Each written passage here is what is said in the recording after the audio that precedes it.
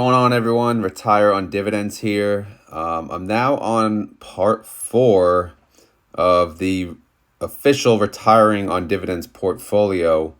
And this topic or this video is basically just the high yielders. And when we say high yielders, we're talking about, per my chart, anyone 25% plus, okay? So there's not many, to be honest, that you can find that pay 25% and above.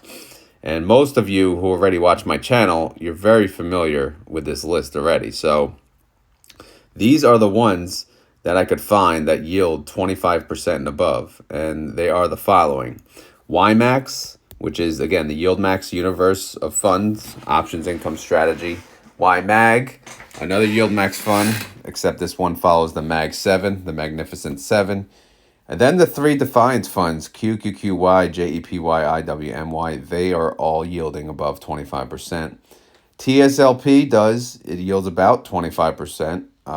Maybe not this past month, but for the most part, they're typically at the 25% yield mark. And last but not least is CLIP. That is the Crane Shares internet covered call strategy. They sell calls on KWeb. So let's look at each of them. If you look at the inception date, most of them came out just last year, and 2 of them came out this year. So there's not really a great track record. So that alone has plenty of risk in its own, which, if you invest in something that's been around for such a short period of time, it's not going to really give you a fuzzy feeling of how they'll do in the future. So I think from that aspect, almost all of them, except Clip maybe. Clip came out January of 23, so they have a full year under their belt, but almost, all of them don't have a full year. So let's take a look at some of the numbers. So if we go to the expense ratio, YMAX and YMAG, both pretty high, 1.28% expense ratio. And then the Defiance funds, very high too, 0.99%. And then TSLP, 0.99%. And then CLIP, 0.95%. So almost all of them, we could say are very high expense ratios, okay? But look at their yields, okay? So the highest yield of the bunch is right now, at least at the time I plugged in the numbers, QQQY had the highest yield at 55%. Next was CLIP at 53%. Oh, I'm sorry. I left out IWMY. IWMY is actually the highest, 72%. Sorry about that. And then CLIP and then QQQY. But, all of them are pretty damn good. So high, 25% and above, again, you're winning, right? And now the index. So what index do they follow? They're all a covered call strategy. They're all some type of option strategy. So what index do they follow? Well, YMAX basically follows the Yield Max index, we'll call it, because they, essentially they owned all of the Yield Max funds in one. YMAG is the Magnificent 7. QQQY, their index that follow is the NASDAQ. JEPY, their index follows the S&P 500. IWMY follows the Russell 2000. TSLP, no index, just one stock, Tesla. And then CLIP is KWeb, which is China Technologies, stocks, okay? And then we have the 1 year growth without dividends, simple poll. Again, I use Robinhood for this. Robinhood's pretty easy to use when it comes to this kind of stuff. So YMAX, they actually are up 13.59%. YMAG is up 7.7%. QQQY is down 17%. JEPY is down 12%. And IWMY is down 13%. So Defiance Fund's not that great. TSLP is down 8.95%. And CLIP is down 34%. So, not that great, to be honest. YMAX is the only one that's looking promising. But in the end, I need something that's going to produce me 25% plus yield. So I've decided, and honestly, I'm not going to lie, I did have CLIP on here till about, maybe an hour ago, I just decided, you know what? Since they sell covered calls at the money, having this in a retirement account, I'm not really that sure. I'm eliminating them from contention now because, especially the 34% downward trend, I just, I wish they would go a little out of the money. It would give me a little better comfort level. But since they're always selling calls at the money, I'm not sure I want them right now, at least in this account right now, because this is a long-term account. But, I may add them later. I have to think about it. But for now, these are the only two I'm adding. YMAX, hopefully it's clear why YMAX is, because number one, I don't want to put any individual yield max fund in because that's too risky. That's an individual, relying on an individual stock, which is the same reason I didn't add TSLP, by the way. And then, they have 18 funds, plus they're going to keep adding more funds. And each individual fund they sell covered calls on, some have great months and then some have horrible months. So if I have all the funds in one universal option fund, which is what this is, then guess what? It should balance it out. Like every month should be pretty decent. And if it can stay capital flat and yield me 30% or even 25%, then to me, this is a win-win. So I did choose YMAX.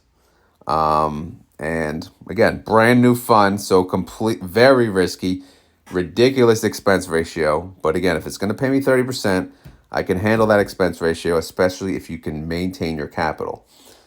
Now, the other question is, why did I choose one of the Defiance funds? Well, I've always said JEPI is kind of my favorite, although it's not as attractive because it doesn't yield as high. But they sell puts on the S&P 500. And if you're going to own an index, and a safe index, we'll call it, I would consider the S&P 500 pretty safe. Not as volatile, which is what I want, but, which means obviously the premium won't be there as much.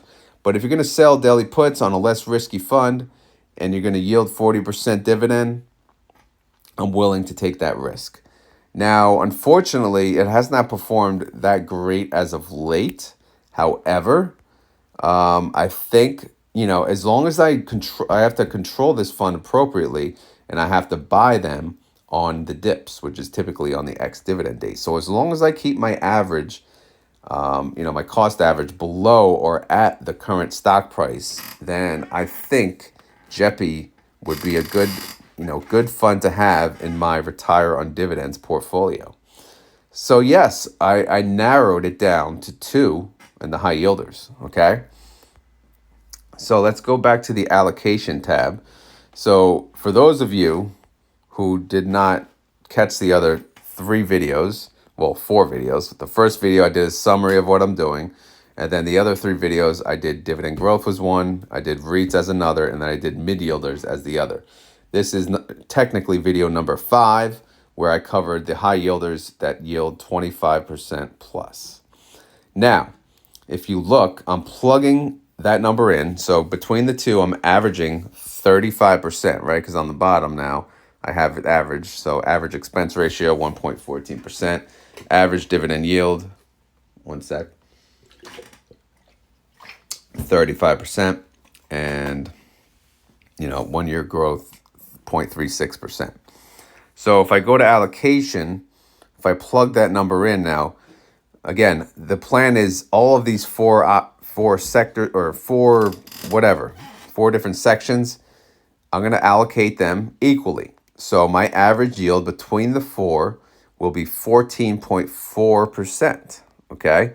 So now that number is final, I can take a look. Again, my number is 1.5 million. That's the number I'd like to have to live off of and retire on. 1.5 million times, the different rates. If we look at first the 2.88% yield, that's 10,800 a year. 4.04% from the REITs, that's 15,000 a year. 15% from the mid yielders, that's 57,000 a year. And then the high yielders they're key, man. They're the ones that pay. 35% yield would pay me $132,000 a year. So if you add them all up together, I'm looking at annual dividends of $216,000, which also comes to $18,000 monthly, $4,000 weekly, or $592 daily. Okay. However, I have to reinvest 25%, so I need to learn how to live off 75% of that income. So annualized, I would get paid $162,000. So I need to make that work, which is also $13,500 monthly, $3,100 weekly, or $444 daily. So again, this is my opinion. This is what right now I'm 41. I'm still working full time, so I have a ways, at least 5, probably 10 years. Who knows? Till I'm not gonna say till I retire, but till I'm able to retire. Till I can say I can retire at any day. So again, I think working or just keeping busy in general is always good, because sometimes when you see old people, they retire and they could lose their minds if they're not doing something, keeping busy. But it doesn't mean I don't want to retire. I would like to just retire from, we'll say the more stressful job, the high paying job that, sometimes you just need a break from. Maybe just work part time, or maybe work like on a contract basis and make yourself be off summer, something like that. That would be a great setup to have. So again, I have to think like when I retire, obviously I'm not going to use the stupid 4% rule, because I'm not going to take money from my capital. I don't know why that's even a thing. I'm just going to live off dividend income. So every single thing that I own is going to pay me a dividend. So since everything is going to pay me a dividend, I'm going to try to average 14.4%, hopefully have 1.5 million, and then safely retire on 216,000 a year. Okay? That's my goal. All right, so that's pretty much the end of this video for the high yielders. Again, I chose YMAX and JEPY. I will make a follow-up video, or I'll say the final video where I'll cover all of my picks together and then show you guys, how they look all together. And then, because most people, they probably don't want to watch the individual videos. So maybe like a final recap would be a little more enticing to them, because, some people just don't have the time, or some people just get bored from these types of videos. So, and I get it, believe me, I would rather just the final. Just get right to it. Who you picking for everything? I get it. So yeah, I'll make that video next week, next Monday, same time and everything. But yeah, so the high yielders are awesome, man. They're the ones that really, they're making this work. But it's important to keep them at a very low allocation. Some may say 25% allocation is still very high. But in my situation, I need them a little higher, because I don't have millions and millions of dollars. In fact, 1.5 million, that's not going to be easy for me to get, but I'll do my best to get there. And if I do get there, I think 14.4% average daily yield or annual yield should be enough for me. Again, this is still early in the game. These numbers may change. My mind may change. Some things may change. But again, the point of this portfolio is to, start it now and plan this out. Because how am I going to live? Like if you retire now, what are you going to invest in? How are you going to live off your money? You should have a plan. So the point of this video is for me to build my plan, at the same time, hopefully give you guys at least an idea of what to do if you're retired, or if you're going to retire. I'm sure most of you already have a plan on target, but plus it's good to see the numbers, how much each one would pay per year. 2 million right now, if I get to there, I'll get 288,000. Obviously that's a bigger cushion. The bigger cushion you can get, the better. So anyway, guys, this is not financial advice. Clearly, I am not a financial advisor. I'm just a schlep on YouTube making crazy videos for entertainment, fun and entertainment. And this is my true journey. This is what I'm actually doing. So I'm sharing everything along the way. Again, this portfolio is my retiring on dividends portfolio. I'm going to use my wife's 401k, soon to be IRA, if she can ever quit her job. And then I'm going to use half of the account for this, right? And I'm going to do this exact, and I'll show you guys once I do all the buys. And then I'm going to use the other half for something else. Actually, I'm going to use it for swing trading, something I'm venturing out to do, because I'm not going to be able to contribute to my wife's IRA when she quits, because the income is going to be one income for all these bills. So I'm not going to have the option to keep on investing. So what I'm going to do is I'm going to make money swing trading, increasing the account. And I found a safe way to do it. I do make weekly videos on that too, by the way, if you're interested. But yeah, so stay tuned for all that. Again, I'll give that summary recap next week. And again, this video is pretty simple because there's not much out there. If you guys know of any high yielders, 25% plus, that is diversified. So I don't want individual stocks that pay 25% yield.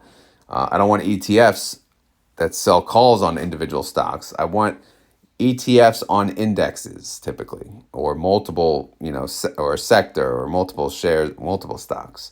So if you have any of those, please share them in the comments below. So if you enjoyed this content, please always click that like button. It helps the channel. If you have any other questions, concerns, leave it in the comments below. Outside of that, as always, thank you for watching. I do greatly appreciate it. And I gotta go. All right, later.